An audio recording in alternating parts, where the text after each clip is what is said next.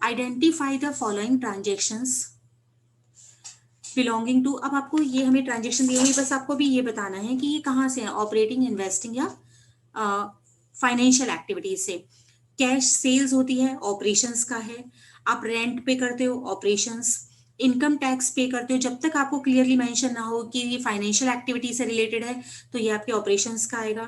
Balance at bank, cash, bank and marketable securities, ये तीनों चीजें हमारी किस में आती हैं, कैश एंड कैश इक्विवेलेंट में। तो ये हमारा पार्ट होगा कैश एंड कैश इक्विवेलेंट्स का। इशू ऑफ डिवेंचर, आपने फाइनेंस किया अपनी फर्म के लिए तो ये financial activity. Cash paid against the trade payables, operational activities में आप जो भी परचेज करते हो उसके लिए पे कर रहे हो, ऑपरेशनल एक्टिविटी हो गई। इनकम टैक्स रिफंड, जो हमें इनकम टैक्स पेड भी और इनकम टैक्स रिफंड भी, अगर एक्सेस पे कर देते हैं ना, क्योंकि हमें एडवांस टैक्सेस पे करने पड़ते हैं, और अगर कोई भी आता है तो वो भी हमारी ऑपरेशनल की एक्टिविटीज में आता है। Sale of patents, fix assets है, फिक्स असेट्स से रिलेटेड आपका कौन सा आएगा, investing. Purchase of goodwill, fix assets, investing. Purchase of securities, non marketable है बेटा ये, तो ये मीन्स लॉन्ग टर्म हो गई। तो ये जो इन्वेस्टमेंट आपने किया it is long term investment, इसीलिए ये किस में आएगी, इन्वेस्टिंग एक्टिविटीज में। कैश परचेजेस आप कीजिए, कैश परचेज करते हो अपने बिजनेस के लिए, स्टॉक परचेज करते हो, गुड्स परचेज करते हो, operating. Cash in hand, cash and cash equivalents. Office के expenses, selling distribution expenses, all will be your operating expenses, तो ऑपरेटिंग एक्टिविटीज में आएंगे।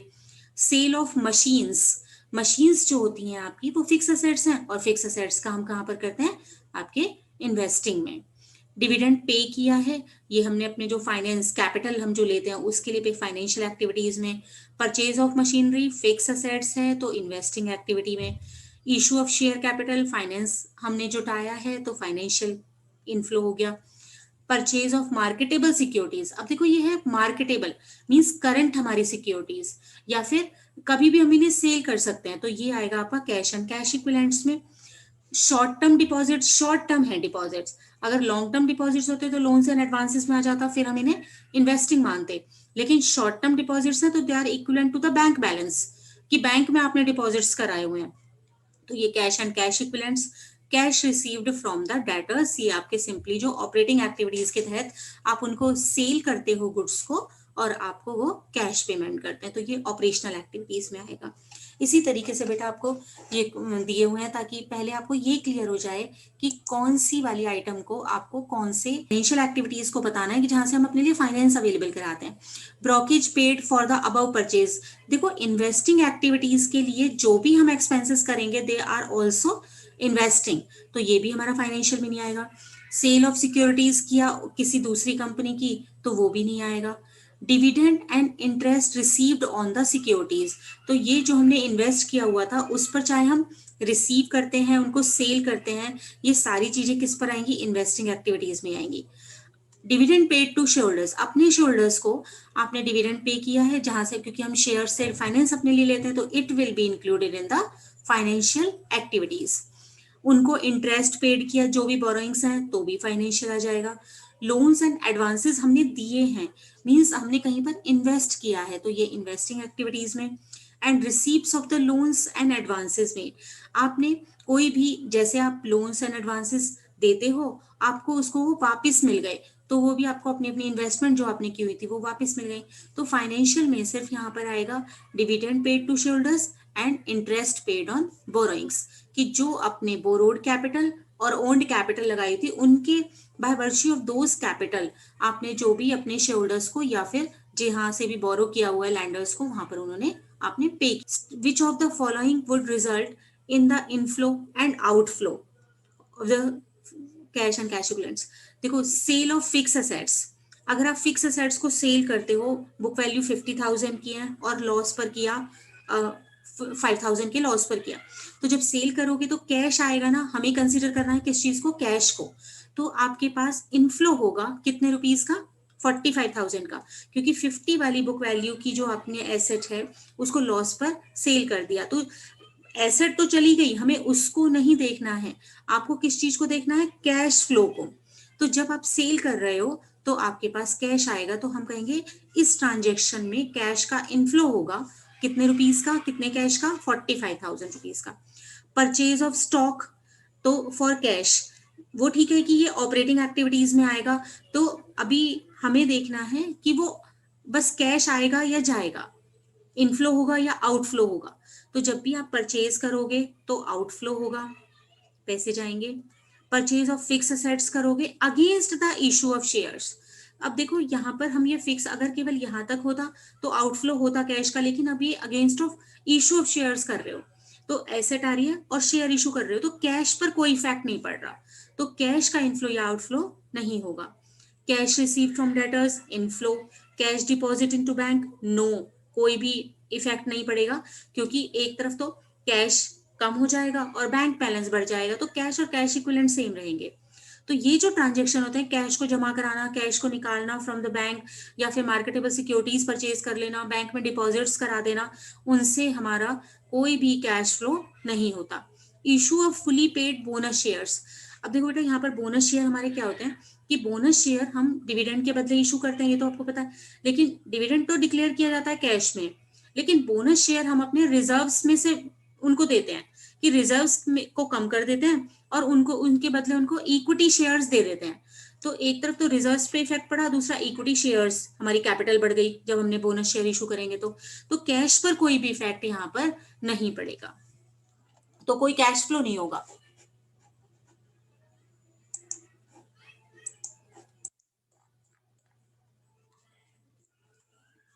यस, आगे देखिए।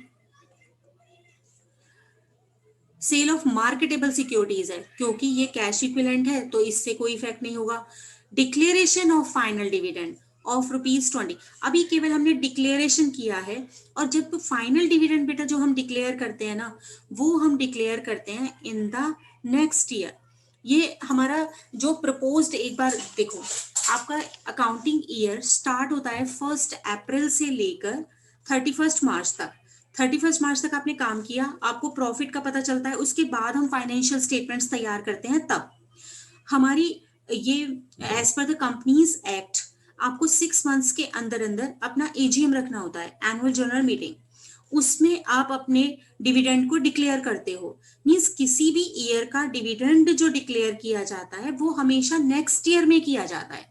तो नेक्स्ट ईयर में जब एजीएम हुई 30 नवंबर, जो नेक्स्ट ईयर की 30 नवंबर होती है ना, उसमें हमारे पिछले साल की एजीएम रखी जाती है, एनुअल जनरल मीटिंग, और उसमें आप डिविडेंड को डिक्लेयर करते हो। तो जब आप इसमें यहाँ पर डिक्लेयर करोगे तो मींस अगर आप कैश फ्लो बना रहे हो अपने लास्ट ईयर का, तो वहां पर तो आप उसको पे करोगे ही नहीं। तो हम जब डिक्लेयर करते हैं फाइनल डिविडेंड, तो उससे कोई भी फ्लो नहीं होता, क्योंकि केवल डिक्लेयर करते हैं, हम उसे अपने नोट्स टू अकाउंट्स में शो कर देते हैं, उससे हमारा अभी रियल में कैश नहीं जा रहा, रियल में कैश जाएगा इन द नेक्स्ट ईयर। ठीक है, तो जब डिक्लेरेशन होता है फाइनल डिविडेंड का, तो उससे कोई भी ना इधर आउटफ्लो और नो इनफ्लो, कुछ भी नहीं होगा। Writing of bad debts against the provision for bad debts, ये हमारा जो बैड डेट्स है नॉन कैश एक्सपेंसेस है, हम केवल जो प्रोविजन हमने बना रखे हैं उसे राइट ऑफ कर रहे हैं। तो राइट ऑफ आप किसी भी चीज को करो, गुडविल को राइट ऑफ करो, पेटेंट्स को राइट ऑफ करो। राइट ऑफ जो हम करते हैं, या डेप्रिसिएशन चार्ज करना, जैसे ये depreciation, these are types of the non cash expenses. ये हम अपने प्रॉफिट एंड लॉस में तो डेबिट करते हैं, लेकिन इनसे कोई भी कैश पर इफेक्ट नहीं होता। these are the cost of the organization, but these are not expenses which we paid in the cash।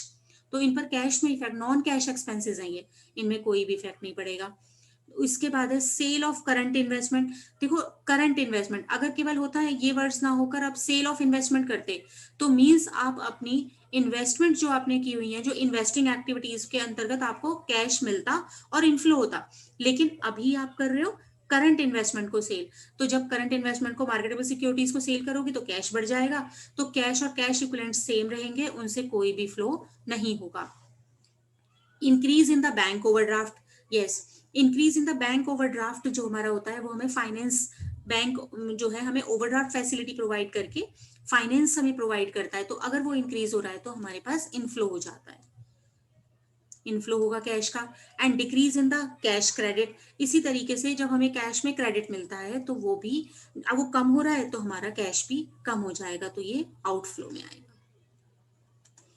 Extra ordinary item, क्योंकि जब हम कैश फ्लो स्टेटमेंट बनाना शुरू करेंगे ना, तो पहले हम सबसे पहले लिखते हैं cash from the operating activities.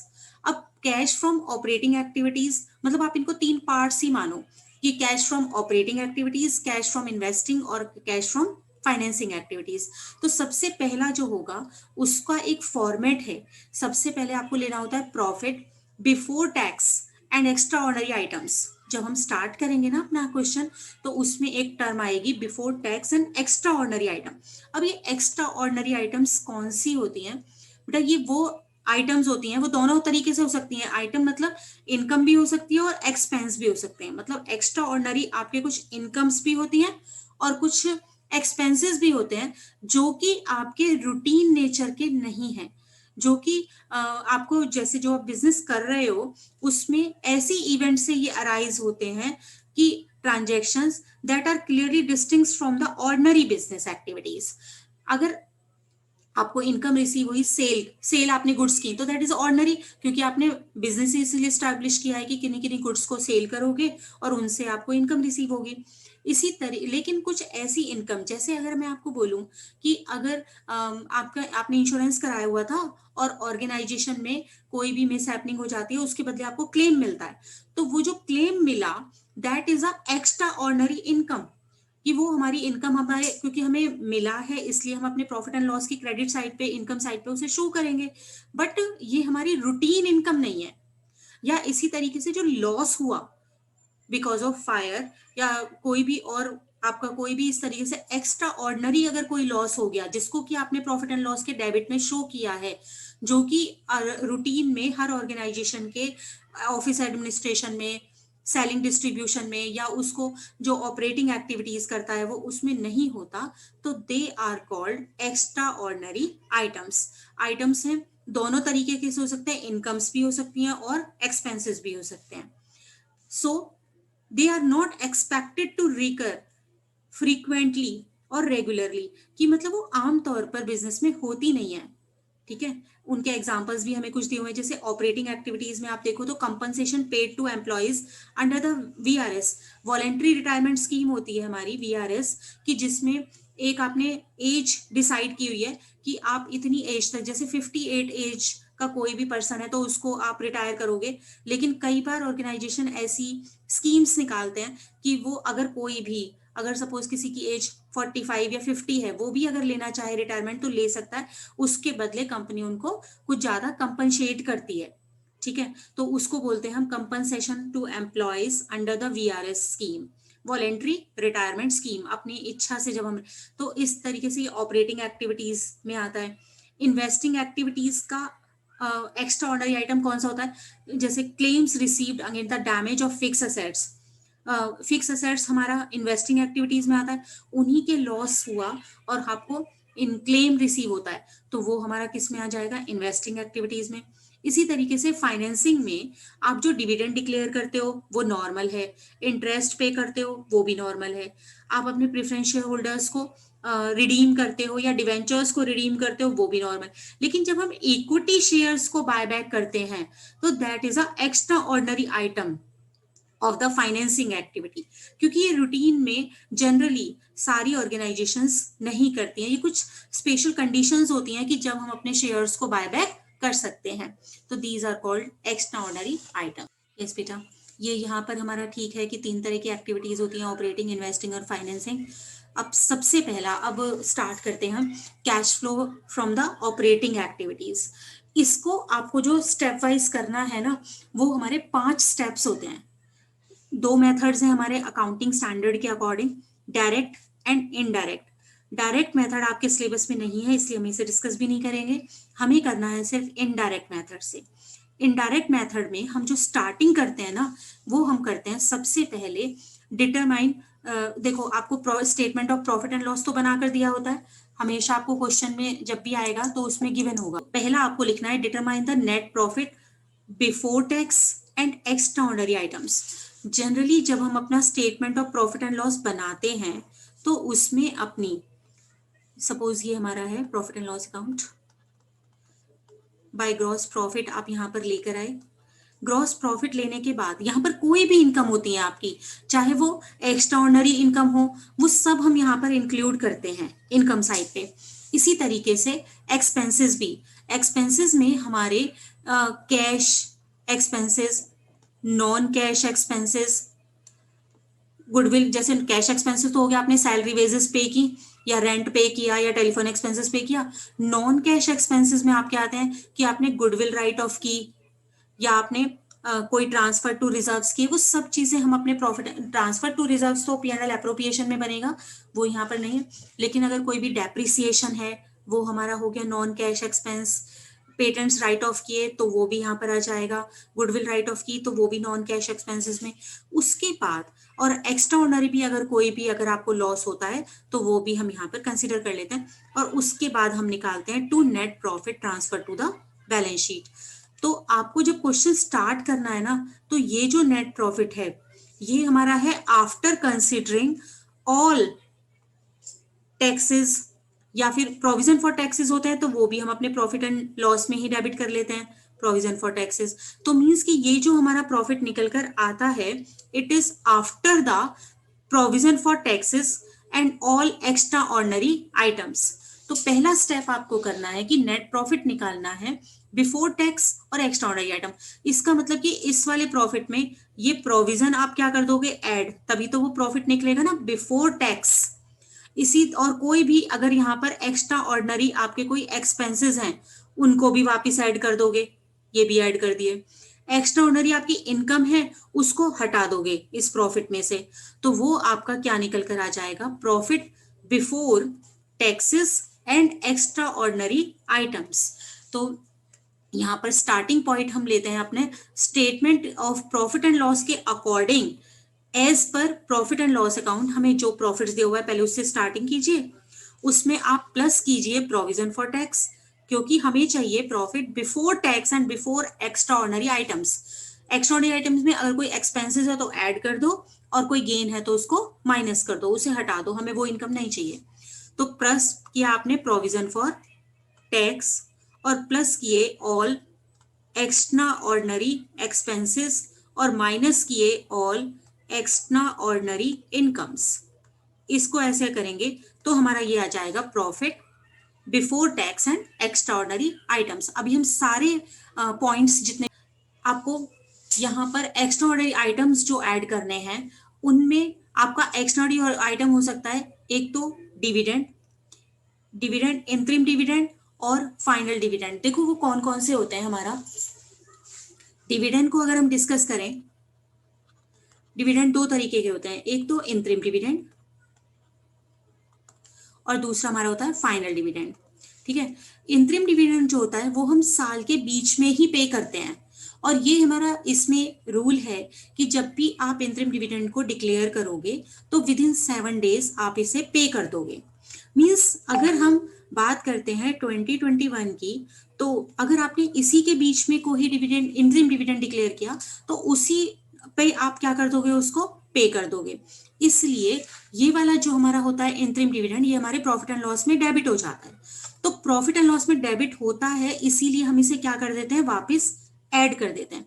तो ये डिविडेंड हमारा है interim dividend paid during the year, जो आपने, ये करंट ईयर का आपका इंतरिम डिविडेंड होगा, क्योंकि करंट ईयर में ही हम इसे डिक्लेयर करते हैं और करंट ईयर में हम इसको पे कर देते हैं।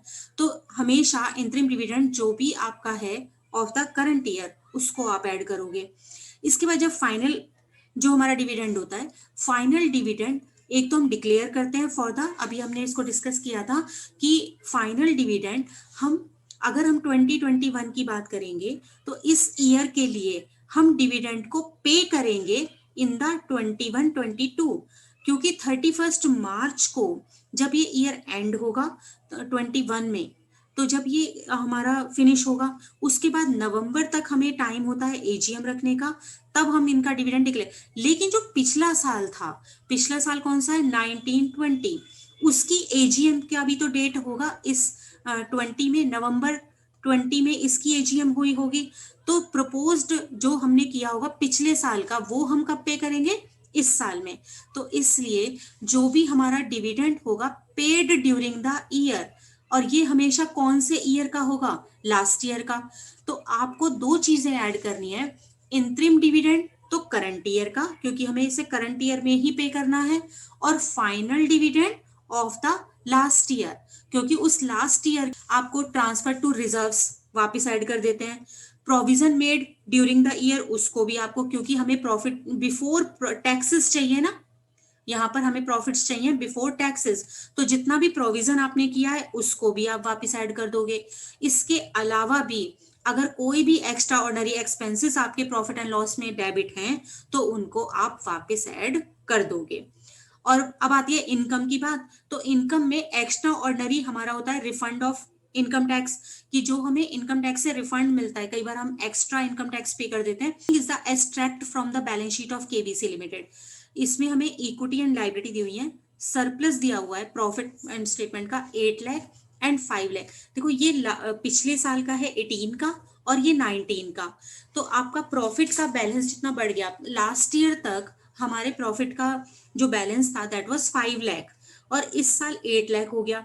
मींस ड्यूरिंग द ईयर आपने कितना अर्न किया, 3 लाख।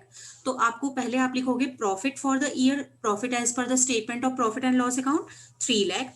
उसके बाद डिविडेंड प्रपोज्ड। अब अगर हम इसके सिचुएशन को देखें तो ये 2018 है हमारा और ये 2019 है, ठीक है। और हम 2018 का जो डिविडेंड होगा वो हम अब पे करेंगे इन द 2019। तो यहाँ पर dividend proposed for the year 2018, last year का हमने प्रपोज किया था 3 lakh and for the current year 3,50,000। जो हमने करंट ईयर का प्रपोज किया है, आप मुझे बताइए कि आप इसे पे कब करोगे, इन द नेक्स्ट ईयर।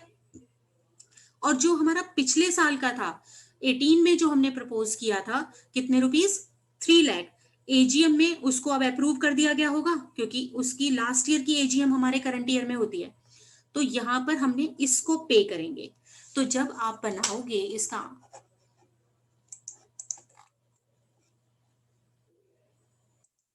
देखिए बेटा, ये net profit before tax and extraordinary items, आपने 8 लाख था हमारा स्टेटमेंट पिछले साल का और ओपनिंग बैलेंस था 5 लाख, तो ड्यूरिंग द ईयर आपने अर्न किया 3 लाख, ठीक है। तो ऐड करोगे यहाँ पर डिविडेंड पेएबल, जो हमारा कब का है, ड्यूरिंग द ईयर, जो इस वाले ईयर में आपने डिविडेंड पे किया है, और वो हमेशा हम करेंगे लास्ट ईयर का, ठीक है। तो ये वाला हमारा हो गया 3 लाख का, जो हमारा लास्ट ईयर का था प्रपोज्ड वो हमने अब पे कर दिया। तो हमारा net profit before tax and extraordinary, ये एक्स्ट्राऑर्डिनरी आइटम है हमारी डिविडेंड, इसको हमने ऐड कर दिया, तो ये आ गया हमारा 6। देखिए, following is the extract from the balance sheet. ये हमें 18 की बैलेंस शीट दी हुई है, ये 19 की बैलेंस शीट दी हुई है। इक्विटी शेयर कैपिटल है 5 lakh 5 lakh, preference share capital 5 lakh 5 lakh. Surplus दिया हुआ है कि लास्ट ईयर तक आपका 250 था और अभी 450 हो गया, तो बैलेंस बढ़कर 2 लाख रुपीज हो गया, तो ड्यूरिंग द ईयर आपकी जो प्रॉफिट अर्न किया वो 2 लाख हो गया। ये डिविडेंड पेएबल है आपका 20,000 इस ईयर में। Proposed dividend on the equity share for the year ended 18, जो लास्ट ईयर का था, एंड 19, ये हो गया 1,50,000 एंड 1 लाख। तो देखो बेटा, ये जो 1,50,000 रुपीज है, it was the proposed dividend of last year which is payable during the current year. ये हमारी लाइबिलिटी है कि इसको हमें करंट ईयर में पे करना है, ठीक है। इसको आप ऐड करोगे, इसको कुछ नहीं करोगे। एंड इंटरिम डिविडेंड भी हमने पे किया था 50,000 का on equity share was paid on the 31 दिसंबर 18। हमने करंट ईयर में एक डिविडेंड, एक इंटरिम डिविडेंड डिक्लेयर किया 50,000 का, और वो दिसंबर में किया विद इन द 7 डेज, मतलब जनवरी में ही हमने उसको पे भी कर दिया। तो ये हमारा आउटफ्लो हुआ है कैश का, तो इसको ऐड करोगे।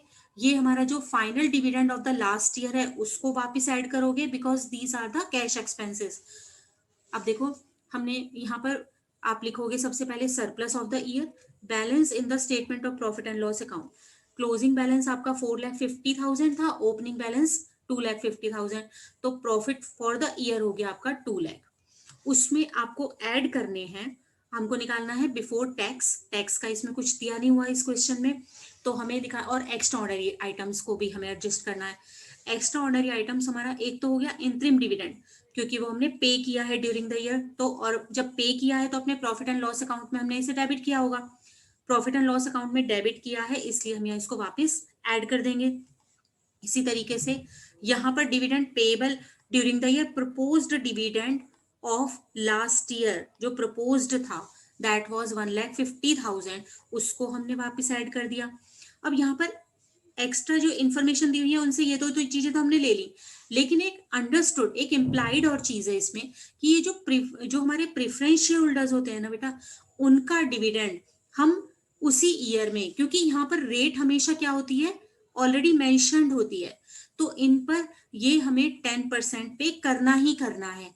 होता इनका भी डिक्लेयर एजीएम में ही है, लेकिन जो लास्ट ईयर का होगा, पिछले साल का, उसे डिक्लेयर करने की जरूरत नहीं है, वो हमें एजीएम में हम इनको 10% से पे कर ही देंगे। तो हमारी कैपिटल है 5 लाख रुपीस की, इस पर 10% से हो जाता है 50,000। मतलब ये अंडरस्टूड है कि फॉर द ईयर 18 हमने इन प्रेफरेंस शेयर्स पर डिविडेंड 50,000 पे किया ही किया है, तो वो हमें भी, उसको भी हमें यहाँ पर लेकर ऐड करना है। तो डिविडेंड ये हमारा हो गया on the preference shares for the year 50,000। तो टोटल जो डिविडेंड हो गए आपके वो 2,50,000 हो गए, और उसको हम प्रॉफिट में ऐड करके अपना निकालेंगे profit before tax and extraordinary items. तो ये हो गया आपका before tax and extraordinary items है। ओपनिंग में हमारा लॉस था 2 लाख रुपीस का, और क्लोजिंग में देखोगे तो पॉजिटिव बैलेंस हो गया 5,40,000 का। मतलब ड्यूरिंग द ईयर हमने कितने अर्न किए, 7,40,000। उसमें से पहले तो ये रिकवर हुआ 2 लाख रुपीस का, और अभी भी हमारे पास बैलेंस है 5,40,000 का। तो प्रॉफिट्स फॉर द ईयर हो गए 7,40,000। proposed dividend for the year ended 18 and proposed dividend for the year 17, ये हमारा करंट ईयर का प्रपोज है जिसको हम पे करेंगे नेक्स्ट ईयर, तो करंट ईयर में कुछ नहीं करना। ये हमारा प्रपोज्ड है ऑफ द लास्ट ईयर जिसको हमें इस करंट ईयर में पे करना पड़ेगा 18 में, और हम 18 का बना रहे हैं। तो ये जो हमारा हो गया 2,10,000, इट विल बी एडेड। ये अब एक्स्ट्राऑर्डिनरी आइटम आप अपना फॉर्मेट बना के करोगे इसे, तो एक्स्ट्राऑर्डिनरी आइटम्स में हम ये 2,10,000 ऐड कर देंगे। Transfer to workman compensation reserve, कोई भी रिजर्व हो, आपका डिवेंचर रिडेम्पशन रिजर्व हो, जर्नल रिजर्व हो, कंपनसेशन रिजर्व हो, कोई भी अगर आपने ट्रांसफर किया है तो वो हमारा एक्स्ट्राऑर्डिनरी चीज है और उसको हम यहाँ पर ऐड करेंगे। तो ये 1,50,000 आपका ऐड हो जाएगा। प्रोविजन फॉर टैक्स को तो करते ही है, जो भी आपने ड्यूरिंग 1000 इनको करोगे तो ये आपका आ जाएगा net profit before tax and extraordinary items activities. देख लीजिए, प्रॉफिट था आपका 2 लाख और क्लोजिंग बैलेंस उसका है 6,72,000। तो ड्यूरिंग द ईयर आपने अर्न कितना किया, 7,42,000। ये हमारा प्रॉफिट हो गया। Transfer to debenture redemption reserve, किसी भी रिजर्व में आप ट्रांसफर करोगे तो उसको आपको ऐड कर देना है, एक्स्ट्राऑर्डिनरी आइटम है। उसके बाद proposed dividend for the previous year, अभी जब हमने डिविडेंड वाला किया तो जो पिछले साल का प्रपोज्ड डिविडेंड था वो आप पे करोगे इस साल में 1,80,000, उसको ऐड करोगे। इंटरिम डिविडेंड हमारे करंट ईयर का, ये हमने क्योंकि तुरंत अपने में ही कर देते हैं, उसको ऐड कर दोगे 1,44,000। Provision for tax made during the current year, और ये है आपका, ये आपने क्या बनाया है, प्रोविजन बनाया, और ये इनकम टैक्स आपने पे किया है।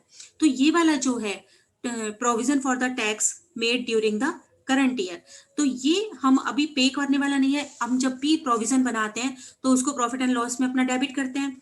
तो यहाँ पर आपने ये जो 2 लाख का पे किया है, इसको आप अभी, जबकि हम ये निकाल रहे हैं ना profit before tax and extraordinary items, ये वाला जो निकाल रहे हैं उसके लिए आप यहाँ पर प्रोविजन फॉर टैक्स ऐड कर दोगे।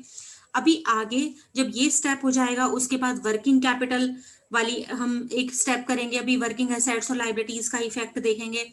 उसके बाद आप करते हो माइनस टैक्स पेड जो करोगे, तो उसमें हम अपने 2,16,000 को लेस कर देंगे क्योंकि ये ऑपरेटिंग एक्टिविटीज का है। तो यहाँ पर जितना भी आपने प्रोविजन बनाया है उसको हमने ऐड कर दिया। Calculate the net profit before tax and extraordinary items from the following balance sheet, ये हमें दिया हुआ है। अब शेयर कैपिटल है हमारी 8 लाख, रिजर्व्स एंड सरप्लस 5,20,000, और ये यहाँ पर ये नोट नंबर है, ठीक है। अब ये जो रिजर्व्स एंड सरप्लस हैं, इसमें हमारे प्रॉफिट एंड लॉस का बैलेंस भी हो सकता है। अगर कुछ और नहीं दिया होगा तो हम ये मानकर चलेंगे कि हमारा लास्ट ईयर तक बैलेंस 520 था और अब वो बढ़कर 695 हो गया, तो इन दोनों का जो डिफरेंस होगा वो हम प्रॉफिट फॉर द ईयर ले लेंगे। लेकिन मे बी उसके लिए हमें नोट्स टू अकाउंट्स में ये जो सेकंड वाला पॉइंट है ये देखना पड़ेगा कि, क्योंकि इसकी जो डिटेल है, यस देखो, ये रिजर्व्स एंड सरप्लस में हमें बताया हुआ है कि वो कंप्लीट जो हमारा ये डिटेल था ना, ये इस तरीके से नहीं है। प्रॉफिट हमारा सिर्फ कितना हुआ है, पहले 110 था, अब 170 है। तो ड्यूरिंग द ईयर हमने जो प्रॉफिट अर्न किया that is 60,000। Reserves, general reserve को देखो, पहले 210 थे और अब 275 हो गए हैं। तो ड्यूरिंग द ईयर आपने ट्रांसफर टू रिजर्व्स कितने किए, जनरल रिजर्व 65, उसको भी ऐड कर दोगे। वर्कमैन कंपनसेशन रिजर्व था, पहले 2 लाख था, अब 2,50,000 है। तो वर्कमैन कंपनसेशन रिजर्व में आपने ऐड किए 50,000, वो हमने कर लिए। उसके बाद यहाँ पर शेयर, ये आपको proposed dividend for the year was rupees for 19 के लिए है 1,60,000 और जो लास्ट ईयर का है दैट इज 80,000। तो 80,000 जो हमारा लास्ट ईयर का है उसे ऐड कर दोगे। फिक्स असेट्स को और नॉन करंट इन्वेस्टमेंट को अभी हम कंसीडर नहीं करेंगे, क्योंकि हम अभी केवल किसको कर रहे हैं, ऑपरेटिंग एक्टिविटीज को कर रहे हैं, और वो भी उसके भी एक पार्ट को। और टैक्सेशन का है, ये हमारा लास्ट ईयर का जो ये हमारा लास्ट ईयर का प्रोविजन था 1 लाख, और जो इस करंट ईयर का है वो करंट ईयर में हमने प्रोविजन किया है 1,50,000 का, उसको आप ऐड कर दोगे। प्रपोज्ड डिविडेंड, हाँ ये हमारा हो गया। प्रपोज डिविडेंड का हमारा लास्ट ईयर का था 1,60,000 जो कि हम इस करंट ईयर में पे करेंगे, तो वो हमने यहाँ पर ऐड कर दिया। तो ये हो गए हमारे profit before tax and extraordinary items. बेटा इसमें सरप्लस हमें यहाँ पर दिया हुआ है, ओपनिंग एंड क्लोजिंग, इन दोनों को लेस करके आपका प्रॉफिट आ जाएगा। डिविडेंड आपने पे किया, proposed dividend from the previous year, तो इसको हम ऐड करते हैं क्योंकि प्रीवियस ईयर का है और हमने करंट ईयर में पे किया है, इसको ऐड कर दोगे।